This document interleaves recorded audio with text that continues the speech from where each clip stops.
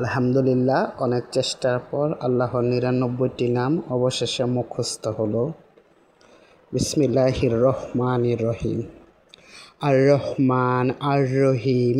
আল মালিক, আল কুদ্দুস, আসসালাম, আল মুমিন, আল মুহাইমিন, আল আজিজ, আল জাব্বার, আল মুতাকাব্বির, আল খলিক, আল বারি, আল মুসাউইর, আল গাফফার, আল কাহার, আল ওহাব, আল রজ্জাক, আল ফাতা, আল আলিম, আল কাবিদ, আল বাসিদ, আল খফিদ, আল রফি, আল মুইজ, আল মুজিদ, আসামি, আল বাসির, আল হাকাম, আল আদল, আল লাতিফ, আল খবির, আল হালিম, আল আজিম, আল গফুর, আল শাকুর, আল আলী, আল কাবির, আল হাফিজ, আল মুকিত, আল হাসিব, আল জালিল, আল কারিম, আল রকিব, আল মুজিব, আল ওয়াশি, আল হাকিম, আল ওয়াদুদ, আল মাজিদ, আল বাইস, আল শাহিদ, আল হাক্ক, আল ওয়াকিল, আল কউই, আল মাতিন, আল ওয়ালি,